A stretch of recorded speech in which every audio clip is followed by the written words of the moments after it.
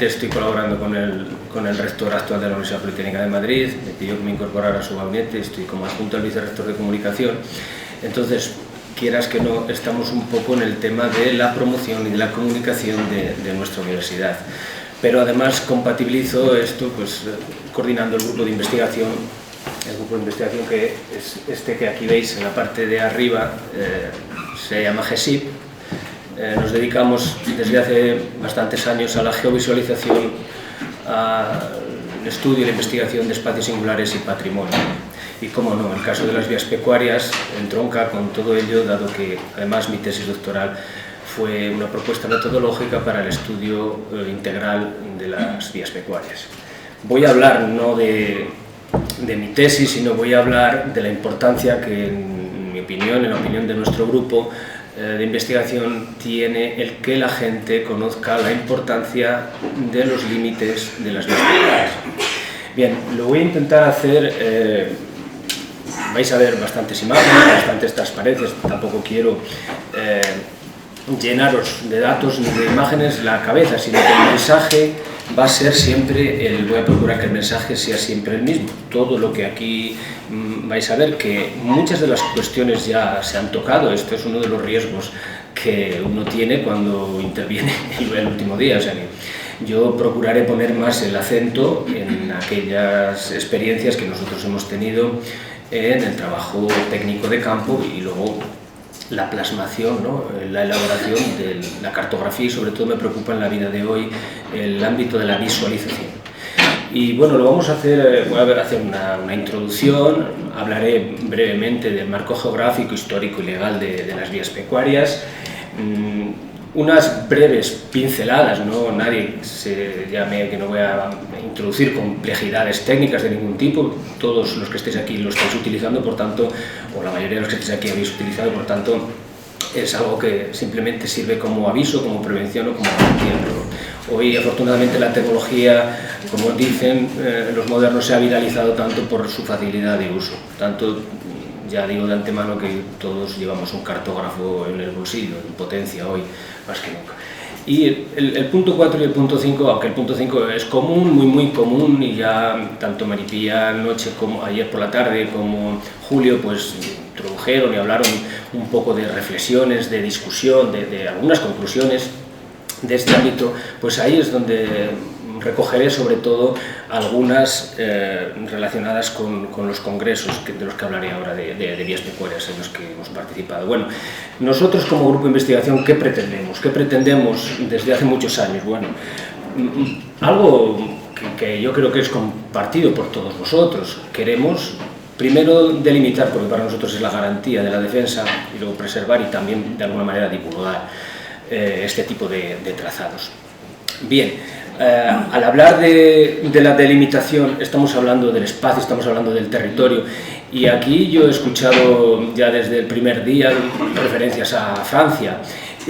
Aprovecho para mencionar a una persona muy respetada, muy querida, una referencia en Francia como es Henri Lefebvre, del que seguro habéis escuchado en más de alguna ocasión hablar, y sobre todo llamo la atención a ese dicho que se incorpora en ese libro sobre las contradicciones del Estado moderno, que publica en 1978, donde nos viene a decir que el espacio es la prisión original y que el territorio es la prisión que los hombres nos proporcionamos a nosotros mismos. De alguna manera, las vías pecuarias, que es lo que nosotros hemos investigado, como muchos de vosotros a lo largo del tiempo, nos hemos preguntado que por qué son como son esos trazados, ¿no?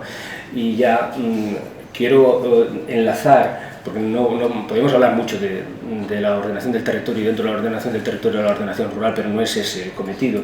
Quiero referir y ligar con José Manuel Mangas Navas, que seguro que también lo conocéis muchos y que es un buen amigo con el que tuve la ocasión de colaborar ya en los años 90, yendo a su fondo a consultar, a ayudarnos, siempre dispuesto a colaborar con todos los legajos que él manejaba, con todos los antecedentes que él tenía de vías pecuarias. Pero bueno, llamo la atención ya del cuaderno cero de la Mesta, que seguro que lo habéis leído, de la última frase, por eso la he subrayado ahí, cuando nos dice, bueno, además de definir y contextualizar perfectamente lo que es el sistema cañariego, pues dice, ojo, itinerarios cuya supervivencia actual suscita no poca perplejidad y una gama creciente de intereses contrapuestos. Esto es lo que conocemos como vías pecuarias. Bien, yo sé que por Jesús Garzón es una pena que no esté aquí. Nos acompañó en el Comité Técnico Científico del primer congreso. Ahí tenéis las imágenes de los 3 congresos en los que he tenido la oportunidad de participar. En el primero, siendo parte del Comité Científico y además coordinando una sesión temática sobre la delimitación de trazados. En el segundo, que fue en Cáceres en 2010, me invitaron y di una charla hablando de actualización de procedimientos. Y el año pasado, finalmente, tuvimos por último, finalmente incumpliendo lo que se venía diciendo en las conclusiones de cada uno de los congresos anteriores, de que se realizara el congreso cada 5 años, después de la gran crisis, pues, y que todas las instituciones huyendo unas de otras, decayendo en la responsabilidad, finalmente el Ministerio llegó a un acuerdo con nuestra amiga Sonia Roy, compañera de la Universidad Politécnica, que seguramente la conocéis algunos. Ella es un poco la coordinadora del sistema pastoril, del sistema de pasticultura, ¿no? Y bajo la 57 reunión científica de la Sociedad Española de Pastos, pues se cobijó también este tercer congreso finalmente. Quiero llamar la atención de que, bueno, el anagrama lo hizo Esther, que bueno, hoy ya no está, se me ha hecho ayer, y era para también citarle y referirle a que, de hecho, muchas de las personas que aquí participan de una u otra manera se han visto o nos vemos involucrados en este tema. Bueno, la realidad es que cuando uno se aproxima en esta introducción, pues lo puede hacer desde muchas maneras, ya lo habéis hecho aquí vosotros. Yo he logrado hacer, y lo hablo muy rápidamente, porque tampoco es cuestión de explayarse de cosas que ya todos, seguro que, porque las habéis dicho, los que habéis participado y otros las conocéis seguro. Bueno, ¿cómo ha ido evolucionando la transhumancia, ¿no? Y los transhumantes, perdón, y los itinerarios pastoriles desde antes y después de la Mesta? Porque bien es cierto que la Mesta es esa organización que marca un paréntesis de 6 siglos antes y después de la Mesta.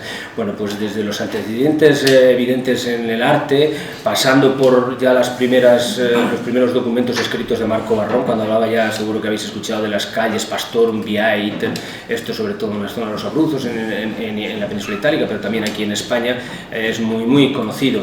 Hasta luego el foro juzgo-visigodo, que finales del siglo VII, principios del siglo VIII, donde ya se empieza a hablar de verdad de estos itinerarios, de estas cañadas, hasta que, bueno, el famoso rey de Castilla, ¿no?, Alfonso X, logra reunir y de alguna manera compilar todo lo que de forma dispersa durante los siglos anteriores se venía viendo, y crea esa institución, el llamado honrado Concejo de la Mesta, ¿no?, que sin duda es una institución poco conocida en nuestro país, muy conocida por todos los que estamos aquí, pero lamentablemente no muy conocida.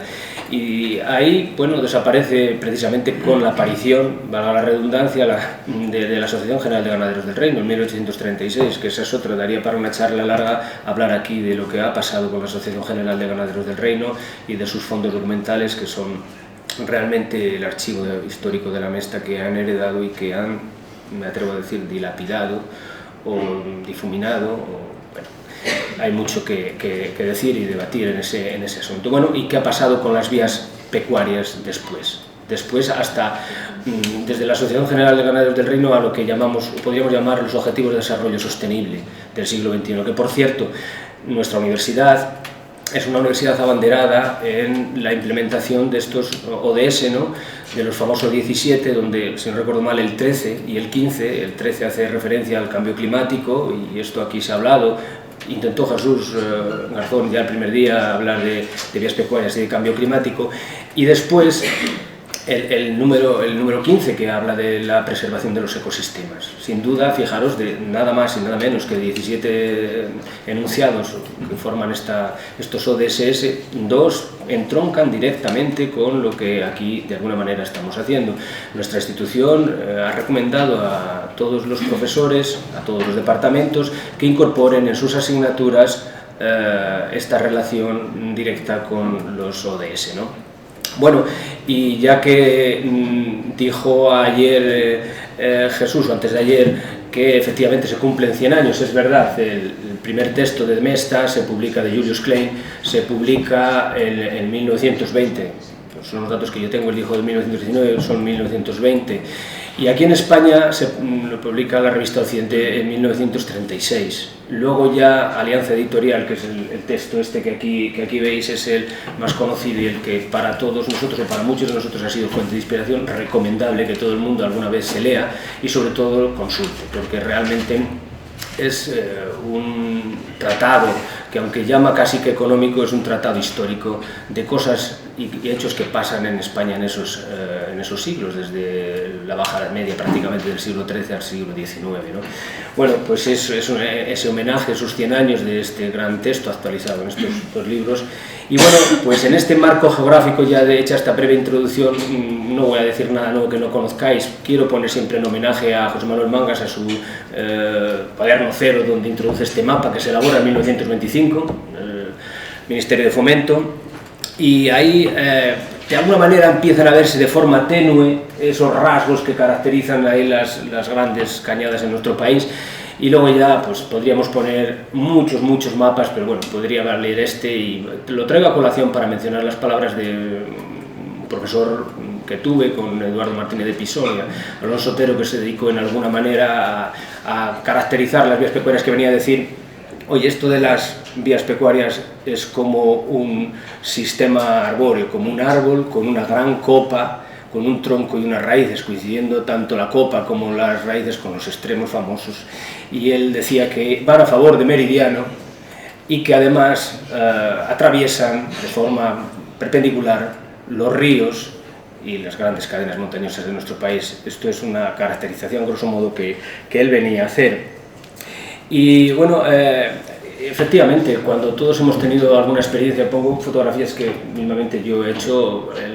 Es una pena que no esté Alonso Álvarez de Toledo, que iba a intervenir también aquí en esta mañana. Es otro buen amigo con el que hemos tenido la posibilidad de colaborar desde hace muchísimos años, y bueno, pues la verdad es que los años nos van cayendo a todos y todo el mundo tiene múltiples obligaciones, no es fácil darse cita en un evento aunque tengas muchas ganas. Pero esa imagen de la izquierda es la subida de la Cañada del Pico, justo uno de los primeros años, creo que fue en 2005, 2006, antes de la famosa, que ya se ha dicho aquí, antes de la famosa vacas locas y luego la famosa lengua azul y todas estas enfermedades que realmente quebraron toda la transhumancia en esa zona. Después imágenes distintas de las ovejas de Jesús y de otros pastores hechos conmemorativos, realmente son hechos conmemorativos.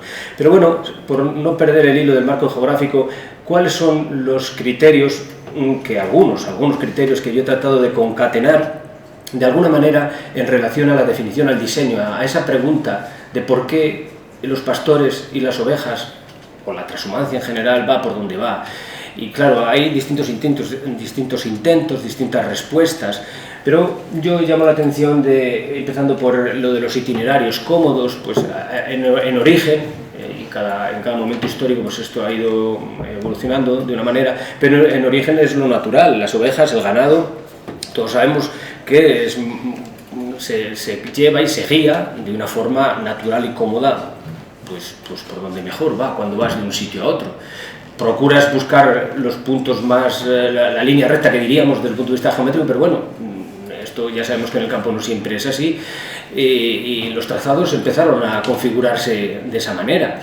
Pero es evidente que también, pues, sobre todo en el siglo XVII, ya en el siglo XVIII, la influencia de la agricultura, y Jovellanos es que le guste esto puede leer a Jovellanos, principios del siglo XIX, como cuando se impulsa la reforma agraria, como cuando los agricultores empiezan a tener poder, en realidad achican un poco el espacio, llamaríamos de alguna manera el espacio y la fuerza de hecho, la decadencia de la Mesta en 1836 viene motivado sin duda además de la desamortización de Mendizábal, por todo esto, ¿no?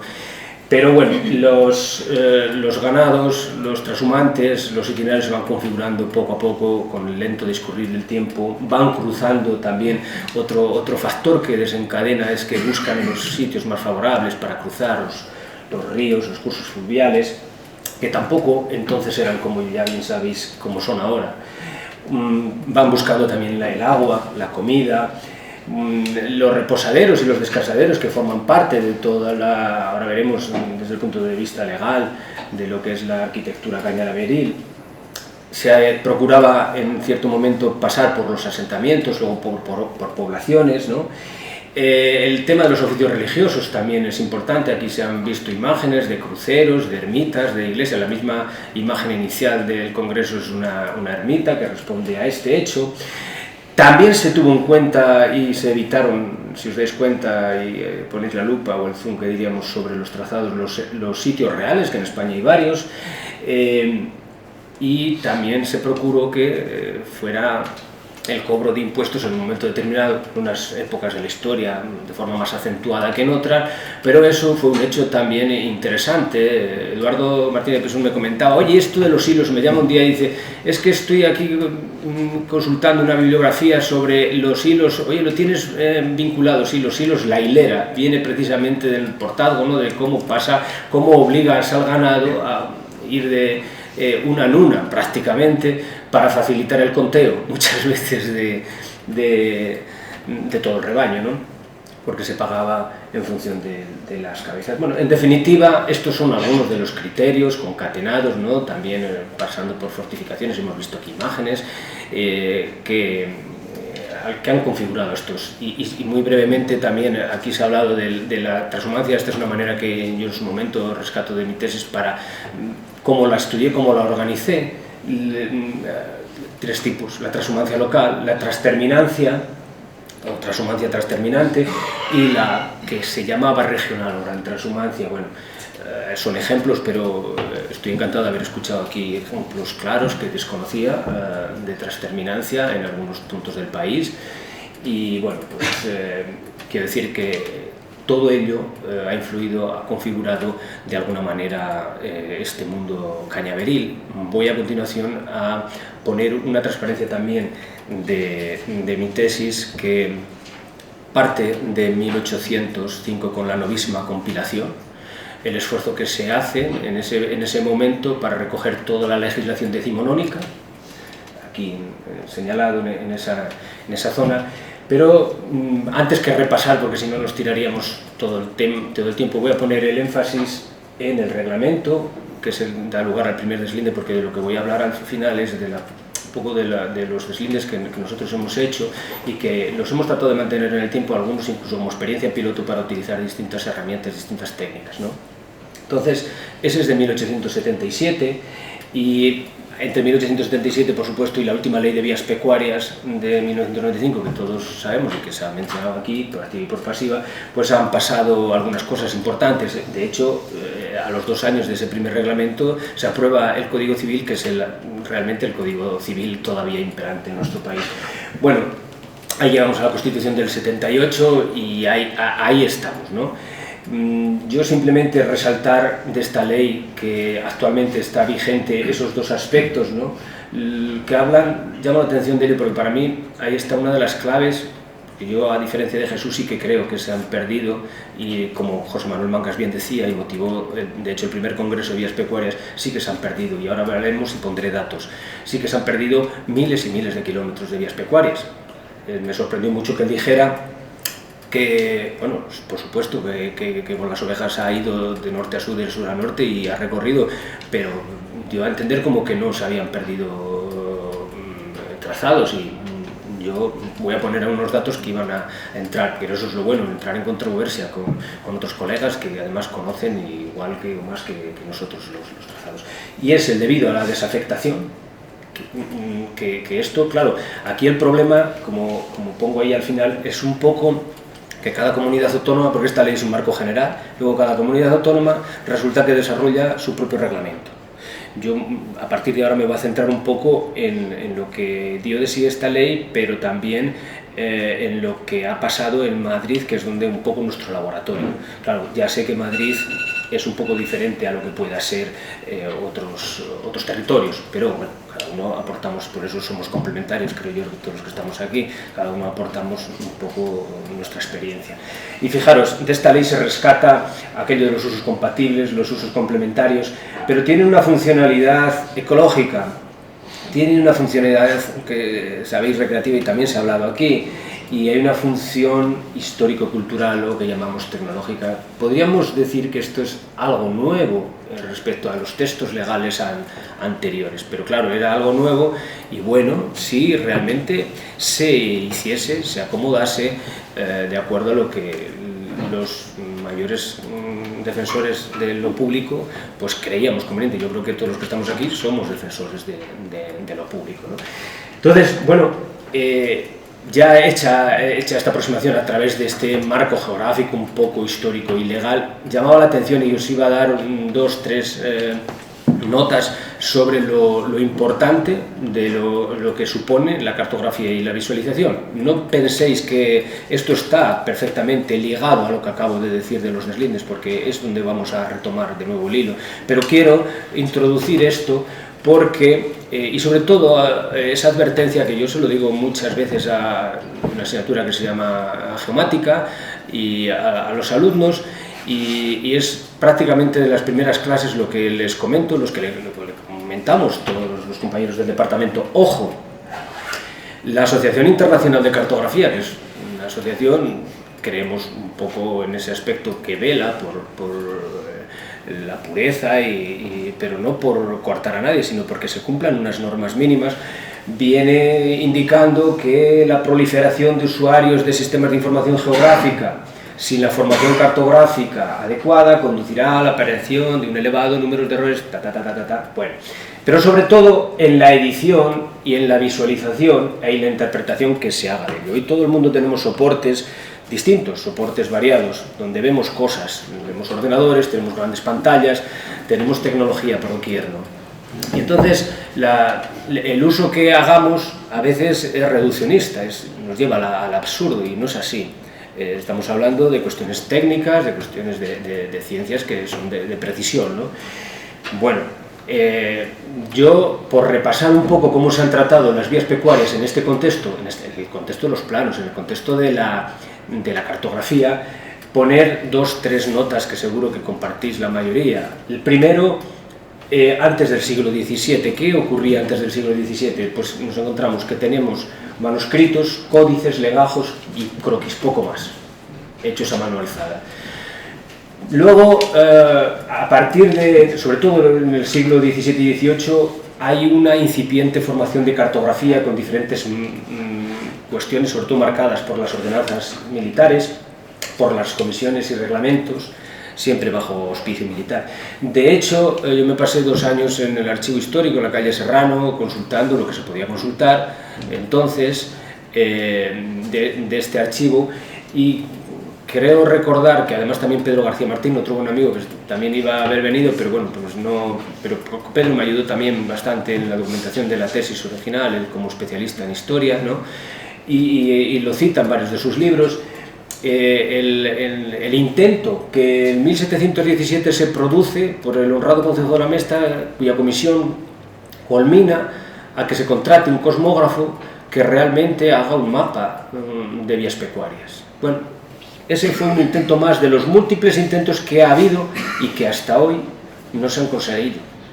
Ojo, no estoy diciendo que no haya mapas ni documentos de distinta naturaleza que reflejen las vías pecuarias. Claro que hay muchísima información, pero no existe un fondo documental orientado a realmente plasmar, dibujar con la precisión requerida todo el sistema cañariego español, donde se incluyan no solo las cañadas reales, sino también los cordeles, las coladas, las veredas, los descansaderos, los abrevaderos, bueno, todo lo que hay de patrimonio añadido o adherido a las rutas transhumantes también.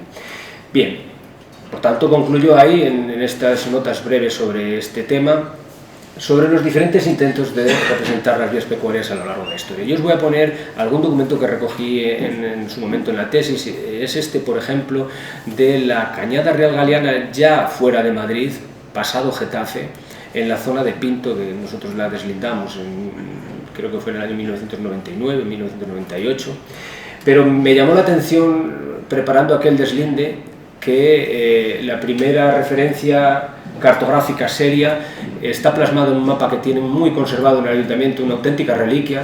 Esta es una extracción, una imagen extraída de allí, hecho por el método de las normales.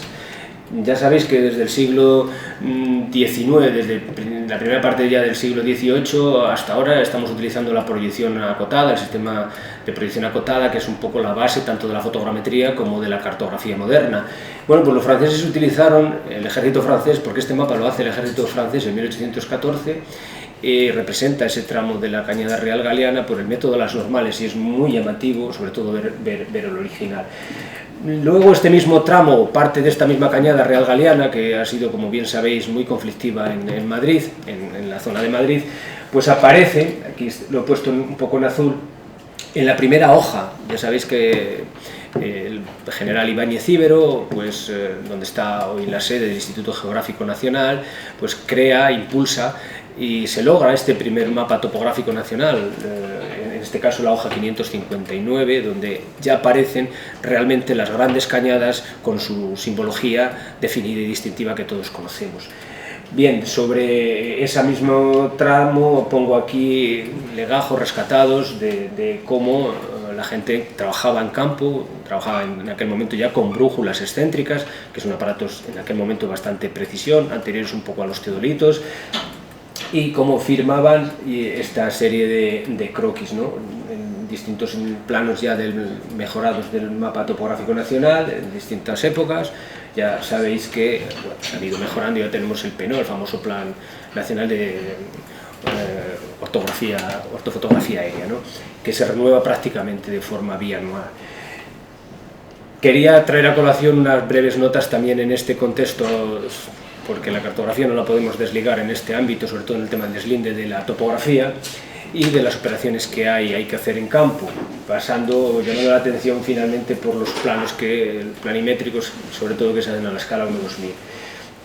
La experiencia nuestra, que a lo largo del tiempo, primero lo hicimos real para la Comunidad de Madrid y después los hemos seguido manteniendo los dos tramos como tramos piloto para, como he dicho, para utilizar distintas herramientas, distinta tecnología, han sido el tramo de la Cañada Real Galiana, ese que hemos acabado de ver, el punto número 1 en verde en el pueblo, en el municipio de Pinto, y el Cordel del Boquerón en Cadalso de los Vidrios. Los dos fueron elegidos en su momento por formar parte de dos términos municipales que representan dos paisajes complementarios, una especie de la zona sur de Campiña, llamamos, de la zona de Pinto, el Madrid abierto, el Madrid del sur, y otro representativo de la famosa sierra más meridional, en este caso, en Cadalso de los Vidrios, ya troncando con Ávila y la provincia de Toledo. Bien, claro, la representación gráfica a lo largo del tiempo pues fue cambiando, y nosotros hicimos distintas representaciones, distintas ortofotografías. Hoy se pueden ver, todos conocemos el acceso a distintos visores, afortunadamente se pueden hacer estudios evolutivos del paisaje, trayendo mapas que están ahí digitalizados a los que se puede acceder, o en estos mismos tramos lo que a nuestro parecer pues la Comunidad Autónoma de Madrid ofrece, que la mayor parte de las ocasiones para el que no trabaja en cuestiones de precisión pues les son válidos, pero ahora diré un poco, en nuestra opinión, las limitaciones que esto tiene, porque ya digo que para la mayoría de las operaciones pues son más que suficientes, como decía Jesús Garzón el otro día, alguien más, y bueno, es que hoy entras en Google y con el SIGPAC y no sé qué y lo ves todo. Bueno, ves lo que ves. Pero ahora hablaremos en concreto de cuestiones de precisión. De hecho, este es el visor del Magrama, vamos, del actual ministerio, no sé cómo se va a llamar a partir de ahora, pero el Ministerio de Agricultura, no sé si seguirá manteniendo un Ministerio de Medio Ambiente, bueno, pero el Ministerio de Agricultura, que nos prometía desde hace tiempo que iba a unificar todos los recursos, bueno, pues parece que están todavía en ello. Y sí, hay cosas, y muchas cosas, por supuesto, venimos de que no había nada, que de repente te pongan estas herramientas a tu disposición, pues oye, parece como que sí, hay bastantes cuestiones.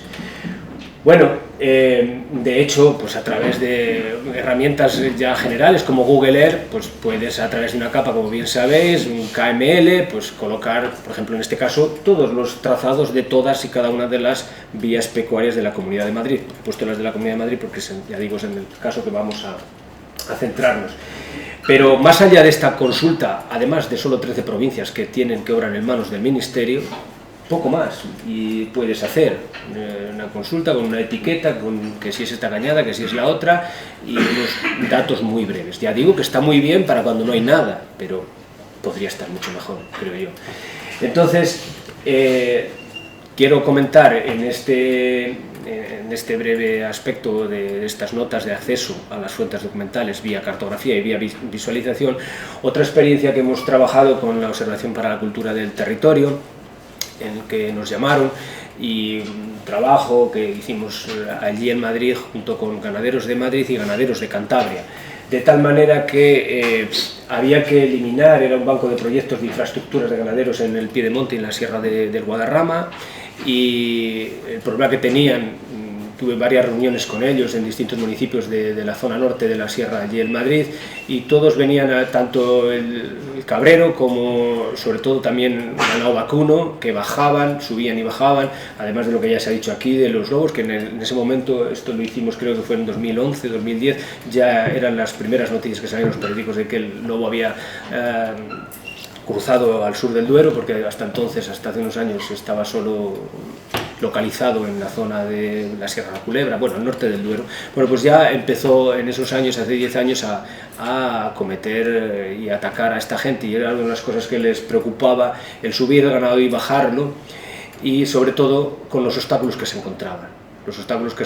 Entonces, bueno, hicimos una especie de pequeño sistema de información geográfica a través de ArcGIS Online y utilizando aplicaciones, localizando los puestos, en este caso pasos canadienses o algunas vallas, algunos que bueno, muchas veces tenían que bajar con el coche y sus 15 o 20 vacas, y de repente llegaban a un punto, estaba cerrado y tenían que dar la vuelta 2 kilómetros hasta que retomaban. Bueno, todas esas incidencias son importantes, y tenemos tecnologías suficientes para que de forma muy fácil cada ganadero desde su móvil, desde su tablet, desde su móvil, pueda en todo momento estar alerta y saber dónde, casi que en tiempo real, y sin casi en tiempo real, saber lo que está pasando. Ese fue un intento.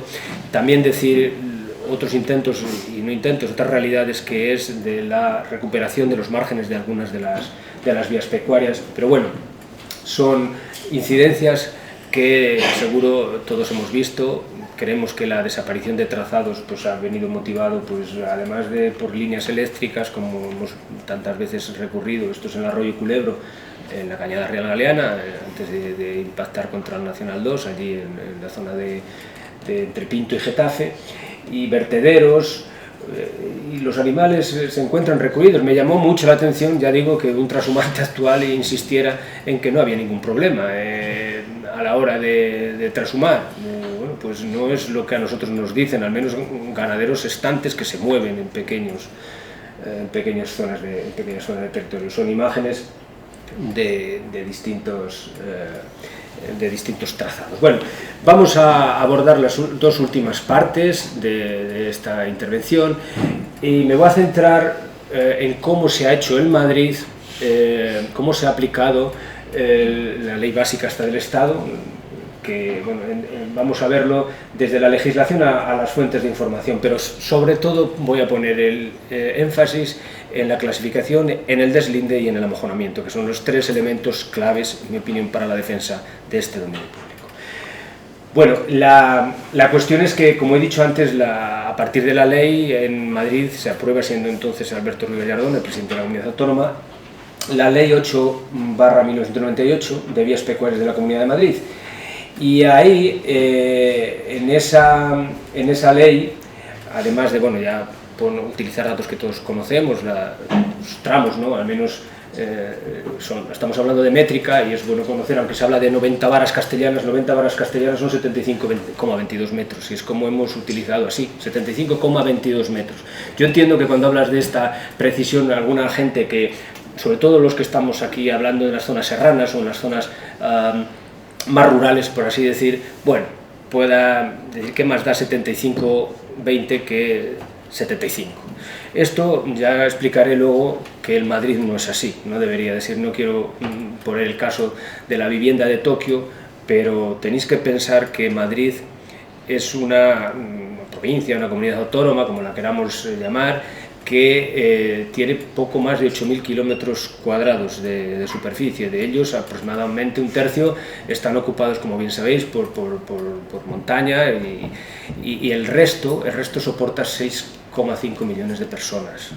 O sea que cuando hablamos de deslindes y decimos es que me da lo mismo utilizar un ortofoto a escala 1.5000 o utilizar un plano 1.000, estamos hablando de un metro. Si tú multiplicas un metro en 1.000 metros, que es un kilómetro, estamos hablando de 1.000 metros cuadrados. ¿Cuánto vale el metro cuadrado dependiendo en qué determinadas zonas estemos hablando de Madrid? El impacto económico, el impacto de todo tipo es muy diferente a esos 1.000 metros, sea en Badajoz o sea en mi provincia o en Zamora. Entonces, quiero decir que ojo con la importancia de los límites y de las señales en vías pecuarias. La clasificación, que son de las 3 patas de la mesa, la primera, que lamentablemente no tenemos en España todas las vías pecuarias clasificadas, con lo cual ya se han perdido muchas, pero es un acto administrativo, como pone ahí, de carácter declarativo, en virtud del cual se determina la existencia y la anchura. Es decir, se dice, oiga, es verdad que existe de Daganzo aquí, o estamos de Nájera a Haro, existe este cordel o este tipo de vía pecuaria. Bueno, pues vamos a ver por dónde iba. Bueno, por tanto, la existencia, la anchura y el trazado. Las partes de una clasificación, bueno, la anchura, límites, antecedentes físicos, intrusiones. El problema del reglamento en Madrid empieza cuando se introduce el concepto de la anchura legal y se empieza a hablar de que anchura legal es la otorgada en la clasificación. Vale.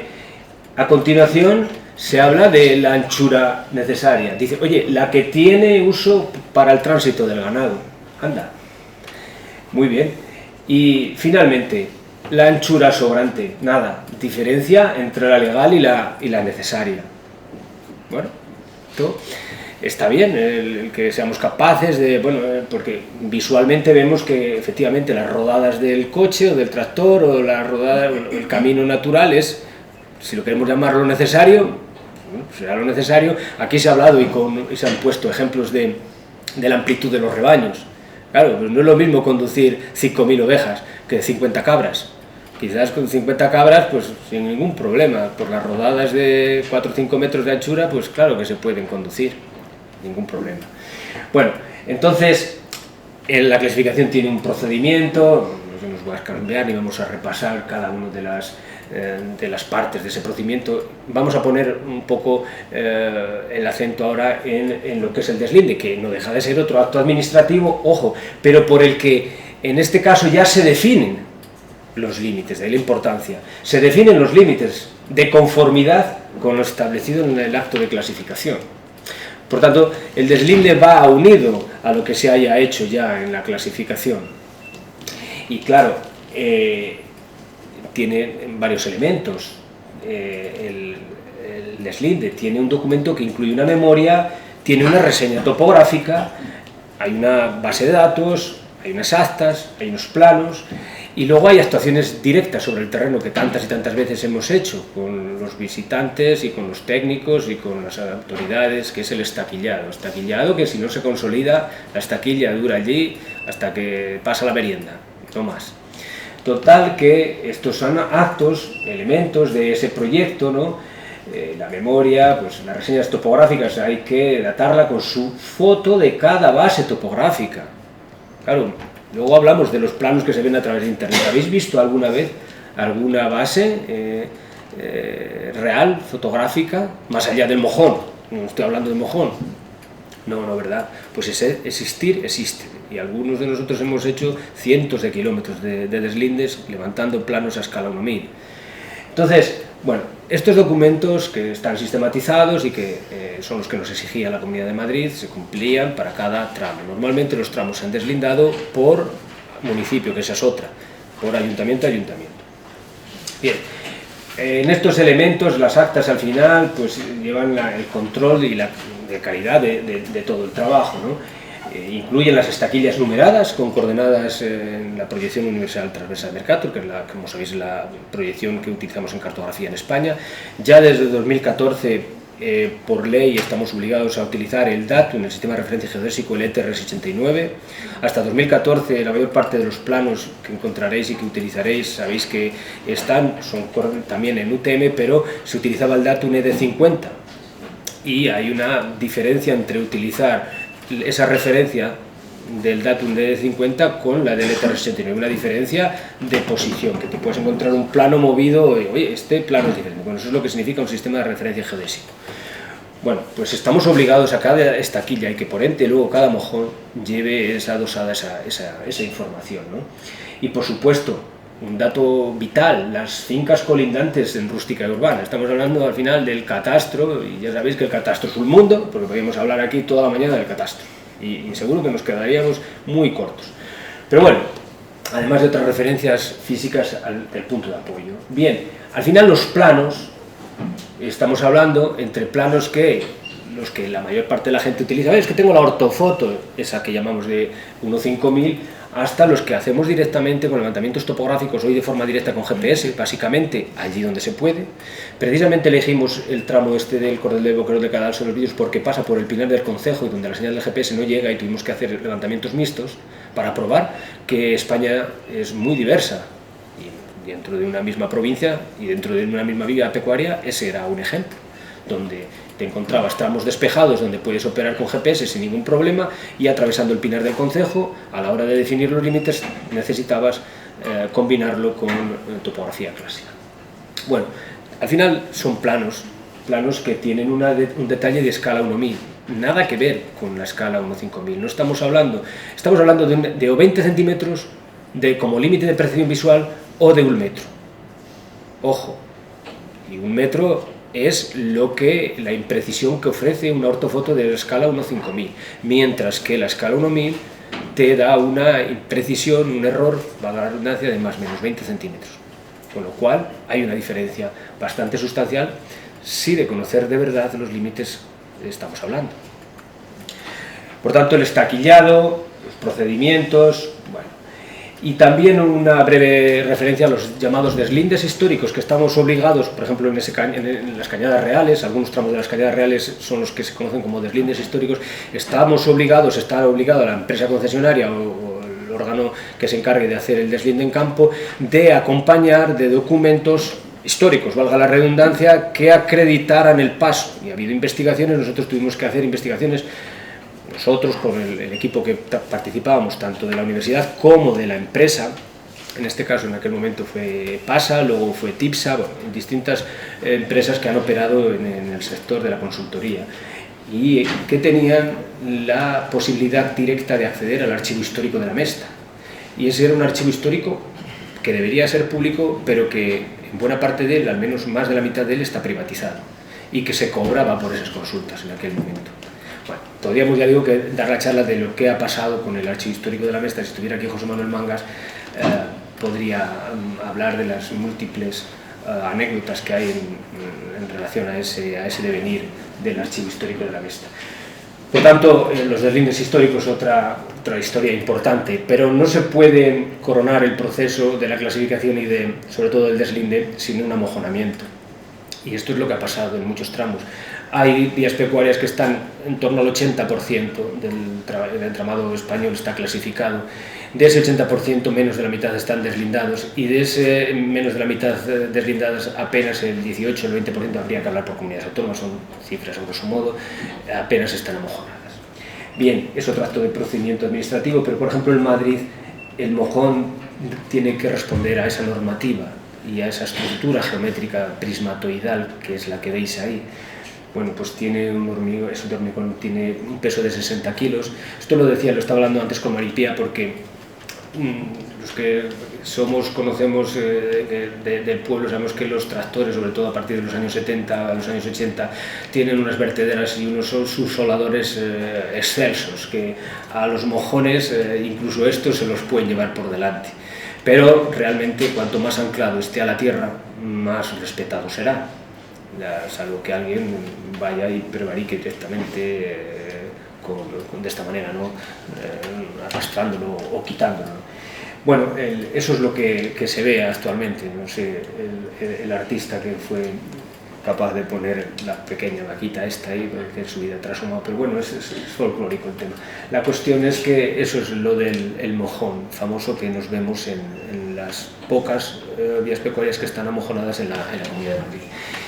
Bien, y también como es un procedimiento administrativo, tiene varias fases, no vamos a repasarlas ni a entrar en ello, simplemente pasar ya los epígrafes que estamos repasando del tema de la señalización, porque en este caso en Madrid la consejería competente pues procederá a la señalización y de hecho eso sí lo han hecho. Se ve, bueno, por cualquier senda que vayas en Madrid veremos señales como estas que vemos aquí, y que no solo en Madrid sino en otras muchas partes del Estado vemos la famosa señalización de vías pecuarias, ¿no? En distintos momentos fue de una manera, fue de otra, y bueno, hay una aparente contradicción entre la señalización y el amojonamiento en la disposición adicional 8 de 1998, hablo del reglamento que se aprobó allí en Madrid. Y aquí estaríamos en este último punto donde, en mi opinión, en la opinión nuestra experiencia, empiezan los problemas, sobre todo de la pérdida de trazado. Estamos hablando de que el reglamento aquí en Madrid introduce la modificación de trazado. ¿Qué habla o qué se entiende por modificación de trazado? Pues nos habla del concepto de la desafectación, que seguro que habéis oído hablar muchos. Bueno, es un acto por el cual, fijaros, bienes de dominio público pierden esta condición y pasan a ser bienes patrimoniales. Bien, que podrán ser objeto de permuta, de cesión o de modificación de trazado. Y ahí con la argucia de la modificación del trazado pues se ha colado Tokiski. Y se ha colado, y se ha colado, y se ha perdido, y se ha colado, y se ha perdido.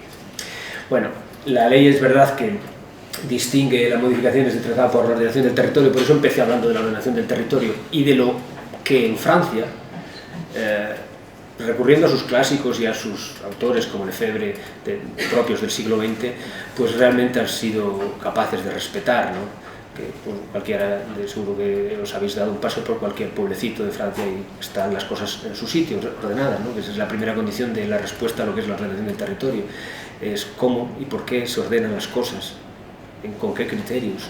Esa es la primera de las cuestiones que estamos abordando, ¿no? Pero aquí se modifica el trazado por una nueva ordenación del territorio. Ahí están todos los pueblos pues tienen ya sus nuevos POR y sus PRUS, sus planes de ordenación de los recursos naturales, sus planes rectores de uso y gestión, y ahí, como son textos legales, pues se va colando lo que cada ayuntamiento entiende que debe colar. Y finalmente las modificaciones del trazado por la realización de obras públicas, que esa es la otra, ¿no? Como sabéis, la mayor parte de las intrusiones vienen de la mano de la gran y de la pequeña obra pública. Y ahí es otra fuente de pérdida, ¿no? Por tanto, en esa nueva ordenación territorial, cuando hablamos de lo nuevo, eso os queda muy bien, pues procedimiento por el cual se cambia la naturaleza de un suelo rústico a urbanizable. No vamos a hablar aquí de las distintas leyes que ha habido y que han tocado este tema, pero al final no hay continuidad. Que me sorprendió que algún trashumante, bueno, aquí hay algunos que también han trashumado y todos, creo, o muchos de los que estamos aquí, de alguna manera o de otra hemos trashumado, al menos de forma parcial, pero que digan a aquellos que están más en contacto con los pastores o con gente que está ahora en el campo, a ver si existe continuidad real en los trazados. Bueno, habrá, sin duda, al final el ganado va, lo obligas a pasar por un lado o por otro, pero va. Bien, por tanto, esta modificación de obras públicas, como hemos dicho, la reposición de trazados ocupados mediante expropiación de una parte de la parcela o bien cumpliendo preceptos de modificación. Hay distintos casos, ¿no? Los cruces de las vías pecuarias y las obras públicas, pasos al mismo nivel o distinto nivel, valoración de la peligrosidad. Aquí nos perdemos, hablamos de muchas casuísticas, ¿no?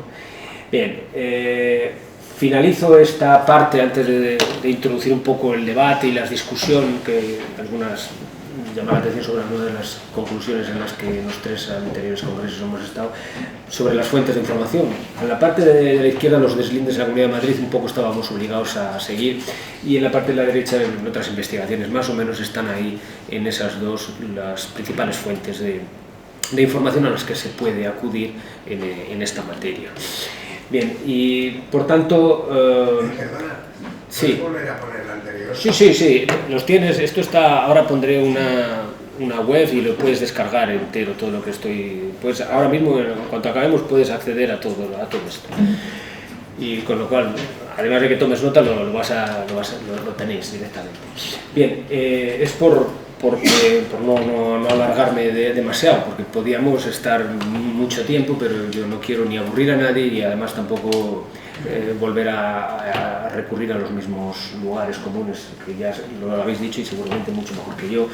Decir brevemente algunas actuaciones que la gente, la consejería en la Comunidad de Madrid encargada de este tema pues ha venido haciendo.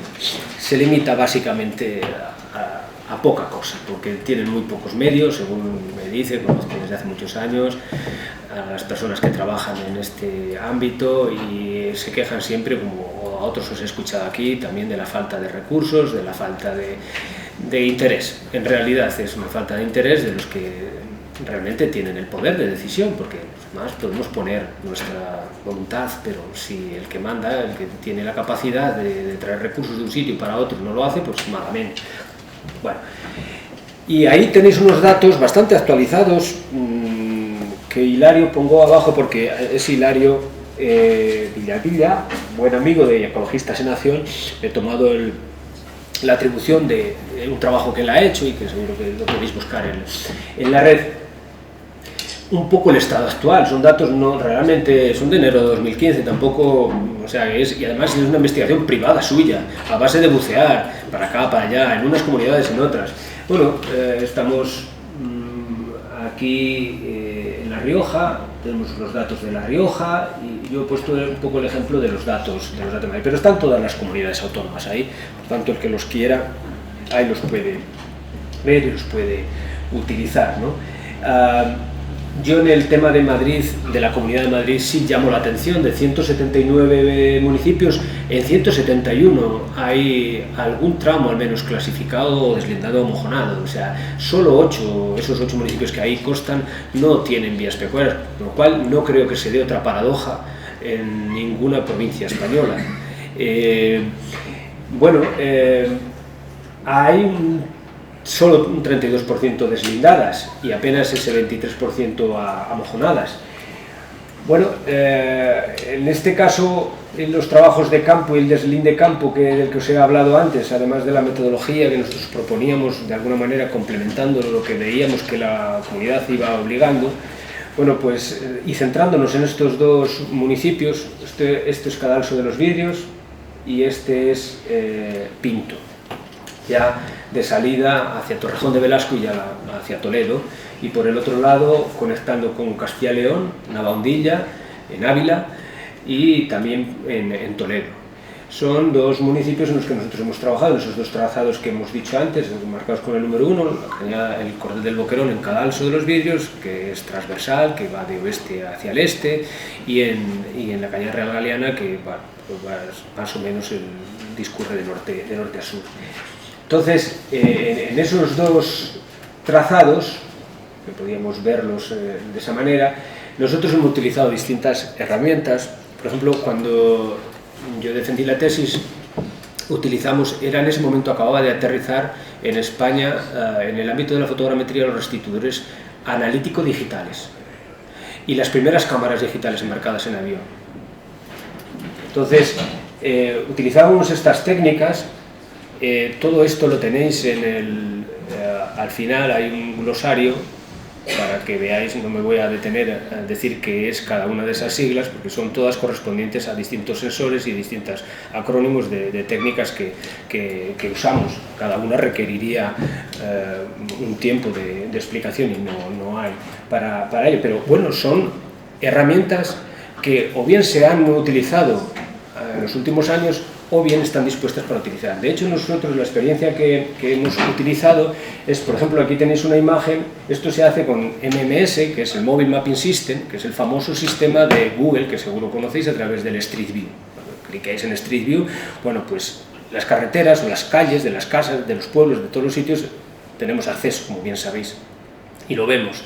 Bueno, pues nosotros lo propusimos para las vías pecuarias, esto, ya hace tiempo, pero ahora estamos a falta de que lo financie el que tenga la posibilidad. Pero demostramos y hemos hecho tramos en esa misma cañada, como veis ahí, para que realmente virtualizáramos y se conociera, ahí sí, con precisión, como la misma que vemos cuando utilizamos el Street View, que seguro que todos en algún momento habéis utilizado, ¿no?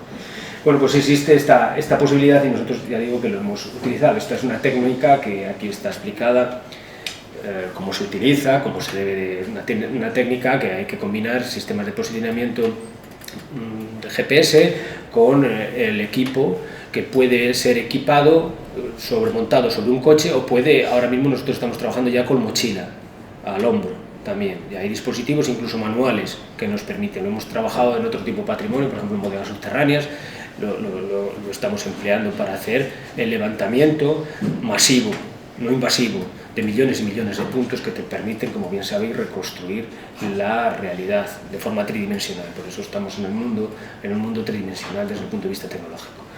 Bueno, en este caso, en la parte de la derecha fue como lo hicimos ya hace 20 años con la avioneta y con los modelos estereoscópicos tradicionales, ¿no? La fotogrametría tradicional, y en la parte de la izquierda como lo estamos haciendo ahora con dron. Tenemos un Matre 600 con una cámara RGB. Bueno, podemos hablar de rendimientos y de la revolución y lo que supone el nuevo horizonte en este caso para estos temas de la aplicación de naves aéreas no pilotadas, los famosos drones, ¿vale? Luego hay, en este caso, sí, tiene sus, por ejemplo, esto es un vuelo que en aquel momento lo hace una avioneta pues en 8, 10, 15 minutos, y aquí sí tardamos porque son 4 veces, ahora mismo la ley de drones, sabéis que en la Politécnica estamos, en este caso me han encargado a mí que pues de alguna forma coordine un grupo de trabajo que va a desembocar en los próximos meses en convertirnos en operadora, porque tenemos distintos compañeros que están trabajando en distintos grupos de investigación.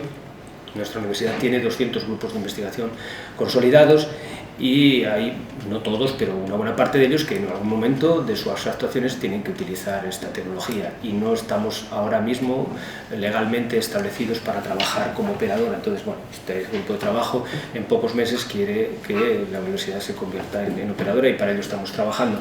Nosotros, es verdad que para hacer, por ejemplo, el cordel del Boquerón, ahora la ley nos impide, aunque técnicamente, por ejemplo, el Matrix 600, que es de JI, si os gusta un poco el tema de los drones, es los famosos Phantom, pero la línea alta, por así decir. Este dron, esos 7 kilómetros iría y vendría y lo haría sin ningún problema, pero la ley no nos lo permite porque no puede el operador dejarlo de ver. Entonces tenemos que hacerlo en 4 veces. Entonces, lo que una avioneta te hacía en 10 minutos, pues nosotros lo tenemos que hacer en 1 hora y media, pero lo hacemos. Y a un coste, claro, no es lo mismo una avioneta con su piloto que un dron, que yo no sé mucho, pero estoy capacitado para conducirlo, y cualquiera de vosotros igual, sin ningún problema. Con lo cual, veis que ese es un salto importante. Bien. Los resultados pues son así, de este estilo, porque al final, ¿qué es lo que pretendemos? Pues pretendemos que se vean en los planos, en la cartografía, de forma activa o interactiva, ya en el contexto tecnológico actual, pues los viales, todos los viales, no solo las vías pecuarias, la red hidrográfica, las edificaciones, los cerramientos, el parcelario. Por supuesto, muy importante el parcelario. Ya digo que no hemos hablado aquí mucho del catastro, pero hay una imagen, estos son trazas de imágenes hechas con el dron y modelos digitales de los dos, del deslinde de las vías pecuarias, y los planos de escala 1000, que estos no los podréis consultar, pero esto es lo que le entregamos nosotros, y estos sí que son planos de detalle, y estos lo vengo diciendo congreso tras congreso y foro tras foro en el que tengo la oportunidad de participar, pero ¿dónde están? ¿Por qué los órganos competentes de cada comunidad autónoma que lo tienen, por qué no los ponen a disposición del ciudadano? Bueno, entonces esto es un poco la situación, y lo que os decía del catastro, seguramente que al paisano, esto es en Cadalso de los Vidrios, a este paisano que tiene aquí esta pequeña nave, esta pequeña construcción, no le gustaría nada verse inmiscuido en un deslinde como el que marca la foto de arriba, la ortofoto de arriba. Sí que estaría más de acuerdo con el de abajo. Luego ahí veis lo que es el metro de diferencia entre que pase por tu casa o no pase por tu casa. Si es que tu casa crees que tiene o no tiene valor, seguramente para ese señor es lo más preciado que tiene. Bueno, luego cuidado con el tema de la precisión y la forma de trabajar, que es fácil y que todo el mundo debe y puede trabajar, porque yo no soy ortodoxo en el que no pida carnes a nadie, ¿no? Lo que sí es que soy partidario de los controles de calidad, ¿eh? Entonces todo el mundo puede utilizar y todo el mundo puede cartografiar y todo el mundo, pero debe de pasar la prueba, ¿no?, de la calidad. Finalizo haciendo referencia a algunas de las aportaciones que desde el primer congreso hablábamos, ¿no?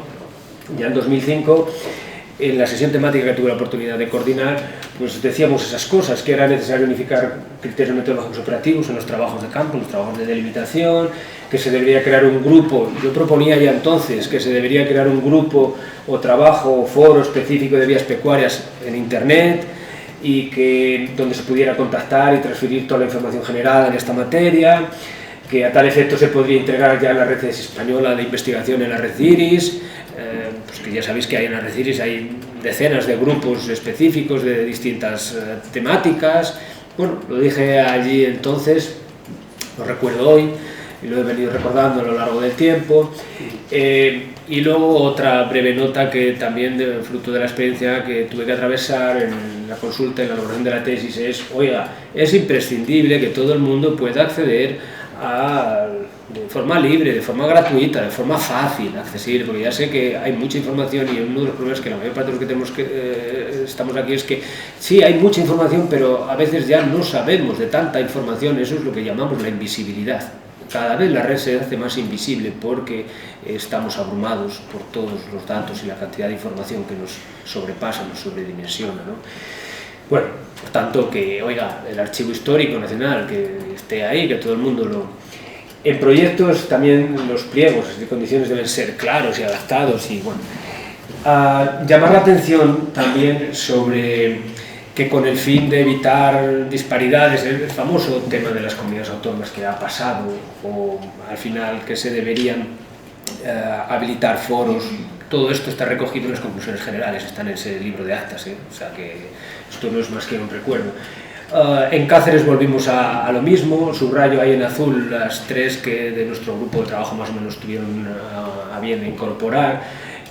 Urgir a las administraciones en la tramitación de los procedimientos de defensa de las vías pecuarias, clasificación, deslíndelo, amojamiento y señalización, fomento de herramientas que agilicen el reflejo en cartografía catastral de los deslindes practicados, que acabo de decir, como paso previo para cumplimentar. Ya sabéis que luego hay un imperativo legal de la inmatriculación de los bienes de dominio público pecuario. Y finalmente impulsar la normalización en la aplicación de técnicas de sistemas de información geográfica, así como la geovisualización de los procesos digitales relacionados y la implementación en la red, ¿no? Esto es lo que me canso a repetir, y cada vez tenemos más visores, más portales, más geoportales, cada ayuntamiento trata de tener el suyo, por supuesto cada comunidad tiene el suyo, cada ministerio tiene el suyo, pero de tantas cosas que se hacen, no somos capaces de tener un hilo conductor generador de todo el relato de este sistema cañaveral. Entonces, pues esto hay que irlo a buscar allí, el otro en el otro lado, el otro... Bueno, en definitiva, en Teruel volvimos a hablar, en la representación gráfica esto fue más concreto de lo que yo vengo diciendo, de las vías pecuarias no es ni constante ni homogénea, lo he dicho ya a lo largo de esta intervención. Los planos y mapas se sabe que se realizaron, no se encuentran catalogados ni accesibles, tanto en la vertiente historicista.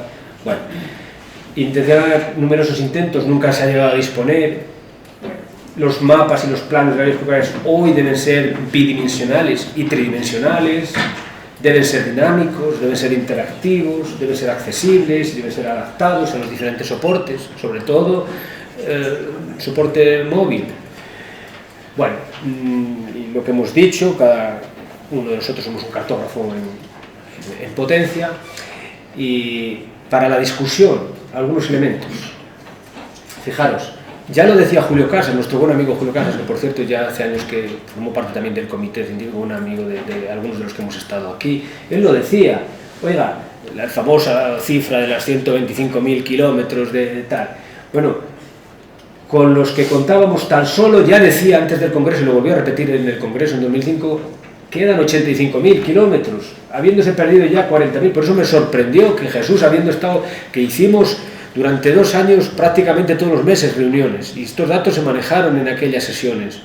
Y me sorprende que Garzón insista que, bueno, pues ya hace 20 años se daban por desaparecidos todos esos kilómetros, ¿no? Y traigo a colación, ya que estamos en La Rioja, el gobierno de La Rioja, y aquí que nadie vea ninguna caracterización política, yo me limito a trasladar datos, por esa resolución va a desafectar, dijo entonces, en los próximos 10 años, todavía estamos en esos 10 años, ¿no? 2.142,6 kilómetros de vías pecuarias. Según sus propios datos, esto llevará a perder más del 57% de las vías pecuarias que hay aquí en La Rioja, de esos 3.000 y pico kilómetros que hay aquí. Pues os vais a quedar, o se van a quedar un poco más de 1.000 kilómetros, y esto en estos 10 años realmente son capaces de, seguramente, ya bueno, no lo sé cómo estará el estado de la cuestión, porque estos son datos de 2012, como veis ahí. También quiero poner de manifiesto que no todo en España se ha hecho mal, y siempre pongo el ejemplo de Andalucía.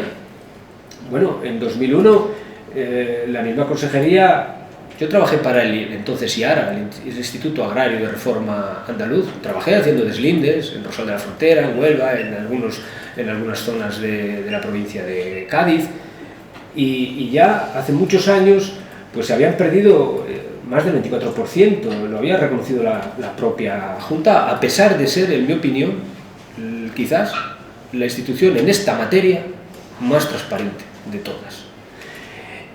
Porque hoy todo el mundo habla de los portales de transparencia, todas las instituciones hablamos de portales de transparencia, y al final se ponen los portales de transparencia lo que uno cree que debe poner, pero no lo que debería de poner. Y ya, finalizo.